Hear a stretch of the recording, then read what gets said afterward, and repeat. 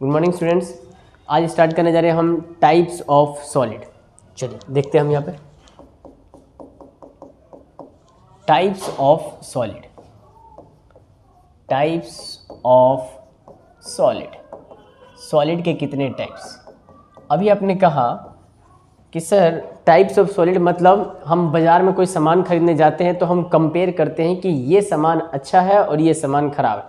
किस बेसिस पर, कोई ना कोई आधार लेते हैं कि कलर अच्छा है या क्वालिटी अच्छी।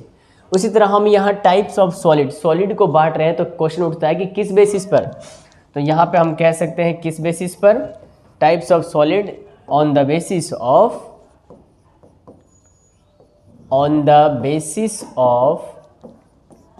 Arrangement of constituent particles. और आपको पता है कंस्टिट्यूएंट पार्टिकल्स का मतलब होता है सबसे छोटा कण। तो उस कंस्टिट्यूएंट पार्टिकल्स का अरेंजमेंट कैसा है उस बेसिस पर हम सॉलिड को डिफाइन करें। तो ये सॉलिड जो होता है वो कितने टाइप्स का होगा हमारे पास। तो ये सॉलिड देखा गया है दो प्रकार का, 2 टाइप्स का सॉलिड हमारे। फर्स्ट का नाम है क्रिस्टलाइन सॉलिड। क्रिस्टलाइन सॉलिड इसी को कहा गया है ट्रू सॉलिड। इसी का हम दूसरा नाम जानते हैं क्या, तो ट्रू सॉलिड। चलिए ये हमारा एक सॉलिड। दूसरा सॉलिड, इसको हम कहते हैं एमोर्फस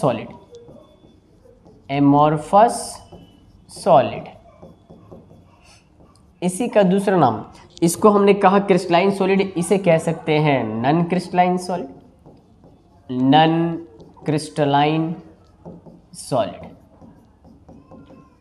इसी का तीसरा नाम, इसे आपने कहा ट्रू सॉलिड तो इसे कहते हैं हम फॉल्स सॉलिड। इसी का चौथा नाम, इसको कहते हैं सूडो सॉलिड।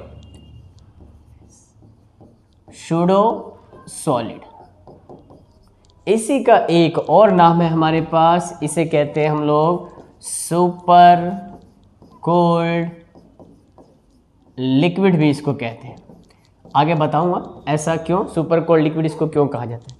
तो ये हमारे पास 2 टाइप्स के सॉलिड्स हैं भाई, 2 टाइप्स के सॉलिड हैं। किस बेसिस पर, on the basis of arrangement of particles. एक है क्रिस्टलाइन सॉलिड, दूसरा है एमोर्फस सॉलिड। क्वेश्चन ये उठता है कि सर इसमें कैसा अरेंजमेंट होगा कि इसका नाम आपने रखा क्रिस्टलाइन सॉलिड, और इसमें कैसा अरेंजमेंट होगा कि इसका नाम रखा एमोर्फस। चलिए देखते हैं हम इसे। तो यहाँ हम बात करेंगे क्रिस्टलाइन सॉलिड की, यहाँ हम बात करेंगे crystalline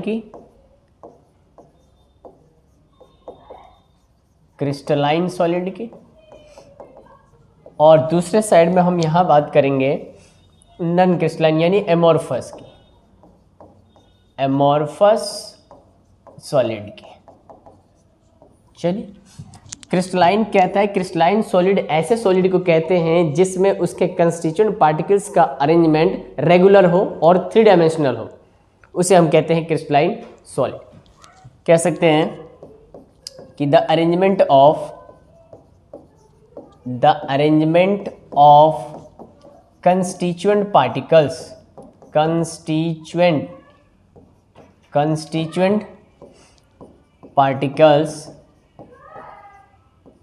the arrangement of constituent particles the arrangement of constituent particles are regular कहो या यूनिफॉर्म कहो या आइडियल अरेंजमेंट कहो। क्या कहा हमने कि the arrangement of constituent particles are regular, uniform and ideal. एक ऐसा सॉलिड जिसके कंस्टिट्यूएंट पार्टिकल्स का अरेंजमेंट कैसा होगा, तो यूनिफॉर्म और आइडियल होगा या रेगुलर होगा, आर कॉल्ड ऐसे सॉलिड को आर कॉल्ड क्रिस्टलाइन सॉलिड कहते हैं। क्रिस्टलाइन सॉलिड क्या कहा हमने, the arrangement of constituent particles are regular, uniform, ideal arrangement. ठीक है, ideal arrangement is called crystalline solid. और वो कैसा होगा? तो 3D होगा। तो कह सकते हैं हम कि the arrangement of constituent particles are regular uniform ideal are called crystalline solid. चलिए डेफिनेशन है, अपने टर्म में जैसा आप बनाना चाहे, सिर्फ आपको पता है कि इस केस में कंस्टिट्यूएंट पार्टिकल्स का अरेंजमेंट रेगुलर होता है। ठीक है, चलिए एग्जाम्पल की बात करें इसमें। एग्जाम्पल तो इसमें चला आता है डायमंड, डायमंड, दूसरा है ग्रेफाइट, ग्रेफाइट, डायमंड, ग्रेफाइट, जितने भी है आपके पास ऑल मेटल्स या उस मेटल का कोई भी सॉल्यूशन हो जाए भाई, मेटल सॉल्यूशन, मेटल सॉल्यूशन। ठीक है ये किसी को कहते हैं हम क्वार्ट्स, QUARTZ, क्वार्ट्स, जिसका फॉर्मूला होगा SiO2 क्वार्ट्स। ठीक है, और ठीक है, एक और भी कोई भी मेटल हो सकता है, कोई मेटल हो सकते हैं एटसेट्रा, बहुत कुछ ले सकते हैं हम इसमें, है ना। एक NCERT ने दिया हुआ है potassium nitrate, potassium nitrate, nitrate, तो पोटेशियम नाइट्रेट हो, किसी मेटल का कार्बोनेट हो, सल्फेट हो, सभी के सभी क्या होते हैं? क्रिस्टलाइन। और फॉर्मूला क्या है पोटेशियम नाइट्रेट? तो KNO3 एटसेट्रा। इसके एग्जांपल से एक क्वेश्चन 12th में रहता है कि इनमें से in which of the following is a crystalline solid, तो इनमें से कोई भी कहा जाए तो क्रिस्टलाइन सॉलिड। आइए एमोर्फस सॉलिड की बात करते हैं, जस्ट इसका रिवर्स। इसमें कंस्टिट्यूएंट पार्टिकल्स का अरेंजमेंट रेगुलर होता है, इसमें इरेगुलर हो जाता है।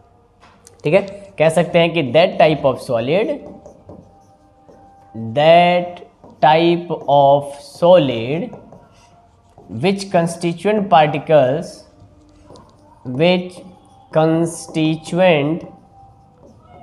constituent particles are arrange, कैसे अरेंज होंगे? तो इरेगुलर, इरेगुलर या नन आइडियल, नन आइडियल या non uniform, non uniform are called, उस तरह के सॉलिड को हम क्या कहते हैं? आर कॉल्ड, कौन सा सॉलिड? तो एमोर्फस सॉलिड, एमोर्फस सॉलिड, या इसी को फॉल्स सॉलिड, सूडो सॉलिड भी कहा जाता है। इसका भी इम्पोर्टेंट है एग्जाम्पल। चलिए इसमें क्या क्या होंगे? तो कोल हो गया, है ना, कोल हो गया, प्लास्टिक हो गया, रबड़ हो चुका है, रबड़, कोल, प्लास्टिक, रबड़, पॉलीथीन, जो हम लोग डेली लाइफ में इस्तेमाल करते हैं, पॉलीथीन पढ़ेंगे हम इसको पॉलीमर में, पॉलीथीन, पॉलीयूरेथेन, PVC का नाम सुना है, PVC, पॉलीविनाइल क्लोराइड, जितने भी पाइप वगैरह बनते हैं सब, टेफ्लॉन, टेफ्लॉन हो गया। ठीक है, टेफ्लॉन, प्रोटीन्स, प्रोटीन्स, इसी में एक आता है या तो सिंपल कहो ग्लास, ग्लास, या फिर इसी को कहते हैं quad glass, QUARTZ, quad glass etcetera. ध्यान रहे क्वाड ग्लास आता है तो एमोर्फस, या सिर्फ क्वाड्स आ जाता है तो क्रिस्टलाइन बन जाता है। ये छोटा सा topic, types of solid, crystalline solid, amorphous solid, किस बेसिस पर? On the basis of arrangement of constituent particles, और उसके कुछ इंपॉर्टेंट, बहुत इंपॉर्टेंट एग्जांपल्स। इन्हीं एग्जांपल से क्वेश्चंस बनते हैं। पूछेगा आपसे कि कोल जो है वो किस तरह का सॉलिड है। ठीक है, ये आपसे पूछेगा in which of the following example is a crystalline solid, इनमें से कौन क्रिस्टलाइन है, कौन एमोर्फस है। तो इस तरह से कुछ एग्जाम्पल के जरिए हम उस क्वेश्चन को सॉल्व कर सकते हैं। तो ये हमने देखा types of solid on the basis of arrangement of constituent particles. अब हमारे सिलेबस में पढ़ना है कौन सा सॉलिड? तो क्रिस्टलाइन सॉलिड। इसलिए नेक्स्ट लेक्चर में हम बात करेंगे क्रिस्टलाइन सॉलिड और क्रिस्टलाइन सॉलिड के टाइप्स, कि अब क्रिस्टलाइन सॉलिड के कितने टाइप्स होते हैं। चलिए मिलते हैं नेक्स्ट लेक्चर में, उसमें हम देखेंगे टाइप्स ऑफ क्रिस्टलाइन सॉलिड। अच्छा लगे या इसमें किसी तरह की कोई आपको रिक्वायरमेंट लगे कि सर मुझे इस टॉपिक पे कुछ क्वेश्चन, इस टॉपिक पर कुछ क्वेश्चन चाहिए, तो आप नीचे कमेंट्स कर सकते हैं।